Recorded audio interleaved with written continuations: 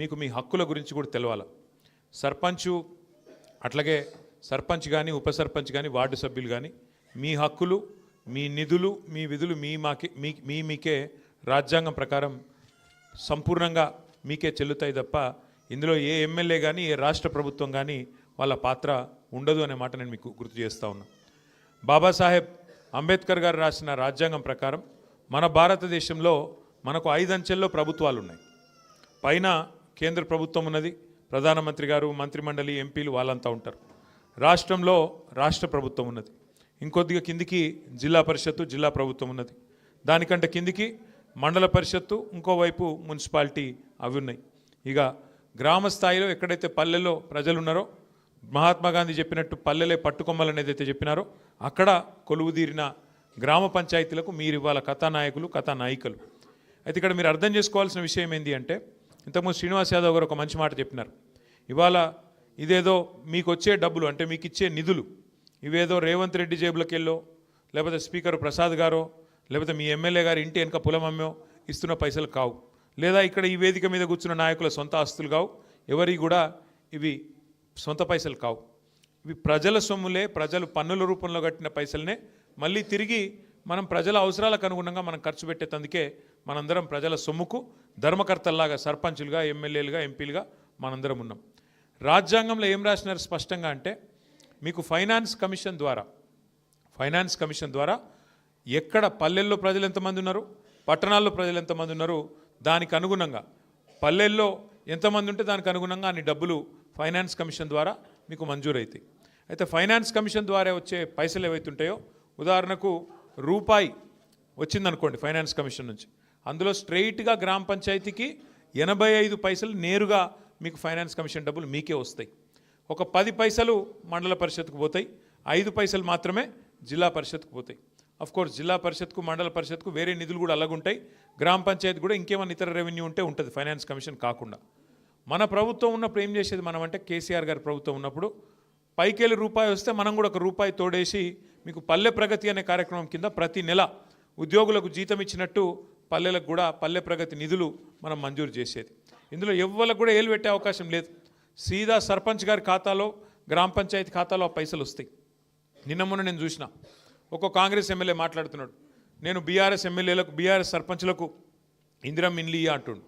ఇందిరమ్మ ఇండ్లు ఇచ్చేది ఆయన చేతులు ఏం లేదు, ఇందిరమ్మ కమిటీ ఒకటి పెట్టిండ్రు, కానీ అల్టిమేట్గా గ్రామ పంచాయతీ తీర్మానం లేకుండా ఎవరికి కూడా ఇండ్లు రావు. మొత్తం బాసులు మీరే ఉంటారు, సంతకాలు పెట్టేది మీరే.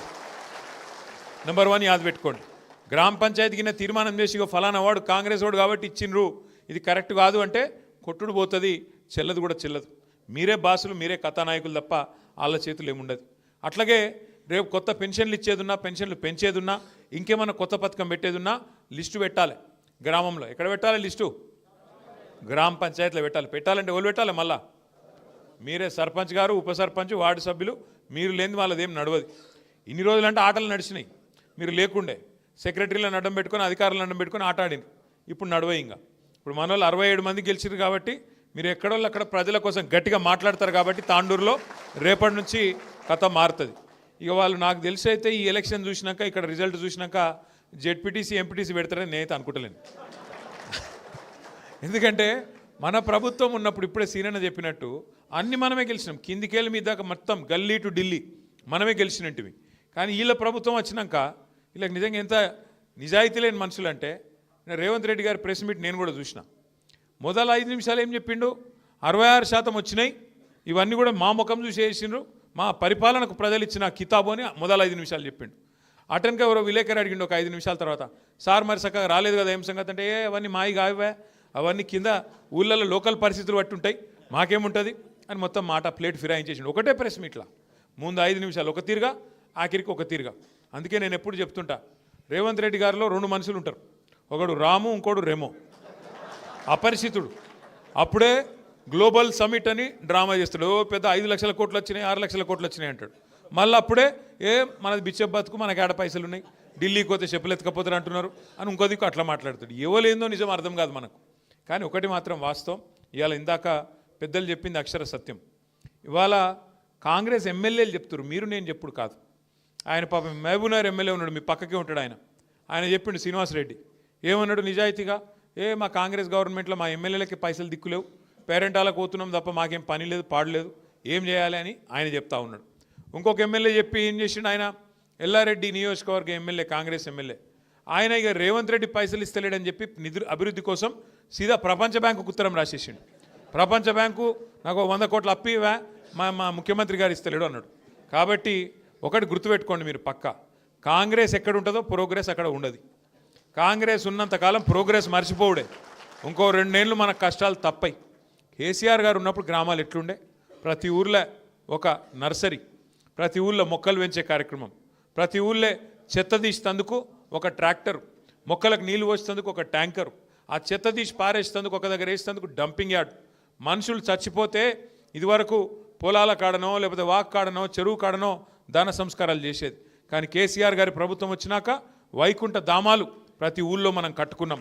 అట్లే పిల్లలు ఆడుకునేందుకు ప్రతి ఊళ్ళో క్రీడా ప్రాంగణాలు, పెద్ద మనుషులు వాకింగ్కి పోదలుచుకుంటే ప్రతి ఊళ్ళో పల్లె ప్రకృతి వనాలు. దేశంలో ఎక్కడ ఉన్నాయా ఇవన్నీ? ఎక్కడ? భారతదేశంలోని 28 రాష్ట్రాల్లో ఏ రాష్ట్రంలో ఈ పరిస్థితి లేదు. ఇది మనది మనం ఇచ్చుకుంటున్న సర్టిఫికేట్ కాదు. కేంద్ర ప్రభుత్వం ప్రతి సంవత్సరం ఉత్తమ పంచాయతీలకు అవార్డులు ఇస్తుంది. ఏం చేసినారు తెలుసా కేంద్ర ప్రభుత్వం వాళ్ళు?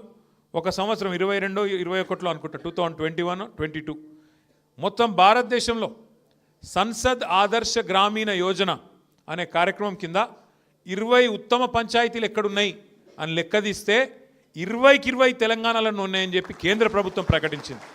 గది కేసీఆర్ గారు చేసిన పని. అట్లాగే జనాభా పరంగా తీసుకుంటే మన రాష్ట్రం కేవలం 3%, భారతదేశం మొత్తం జనాభాతో పోలిస్తే 3% జనాభా తెలంగాణది.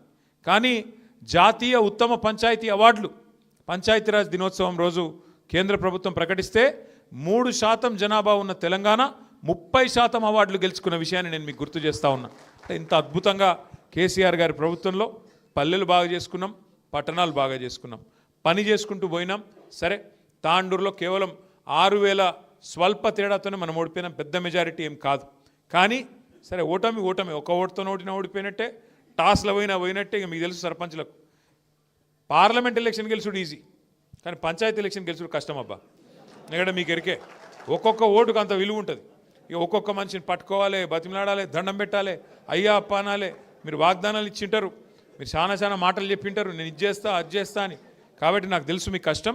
అందుకే మీకు ఇచ్చే మాట ఒకటే, ఈ 2 ఏళ్ళు కొంత కష్టం ఉంటుంది మనకు. ఎందుకంటే వీళ్ళ దగ్గర పైసలు లేవు, వాళ్ళు పైసలు ఉన్నాయని ఢిల్లీకి పంపట్లోనే బిజీగా ఉన్నారు వీళ్ళంతా.